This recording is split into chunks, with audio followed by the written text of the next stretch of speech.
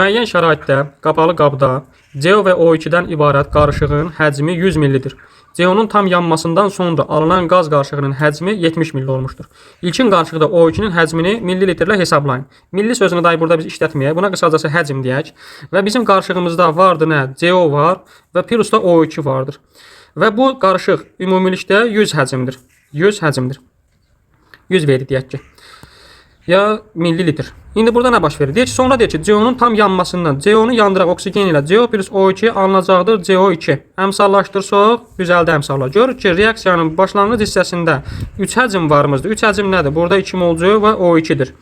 Cəmi elədi 3 həcm. Reaksiyadan sonra alınan maddə neçə həcm olmuşdur? 2 həcm olmuşdur əlbəttə. 2 həcm. Burada azalma var. Azalma nə qədərdir? 3V'dən 2V'yə gəlib. 1V azalmışdır. Bəs görürük ki, biz şərtdə bu CO-nun O2 qarışığı əvvəl 100 milli olmuşdur. Sonra isə deyir, reaksiyadan sonra isə 70 milli qalıb. Gəl əvvəlkindən sonrakini çıxaq, olacaq 30.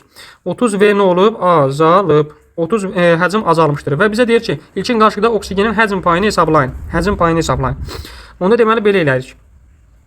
1V əvvəl şərtə görə azalıb, 30V-də burada bizə verilmişdir. 1V azalma olanda CO neçə həcm reaksiya daxil olmuşdur? 2 mol daxil olmuşdur və yaxud da 2 millilitr. 1V azalma olanda, bəs onda 30V azalma olanda nə qədər CO-muz var imiş? X. Buradan X bərabərdir 60 milliyə. Bizə deməli əvvəlki qarışığımız 100 idi. 100 millilitr idi. Bunun 60'ı nə oldu? 60'ı oldu CO. Bərabərdir 40 millisi də oldu nə? O2. Buradan oksigeni də tapdıq ki, nə qədər imiş? O2 imiş. Bizdən deyir, ilkin qarışıqda oksigenin həcmini hesablayın. Həcm payını yox, həcmini. Biz də oksigenin həcmini tapdıq ki, 40 milli imiş burada. Bəli. Bu qədər.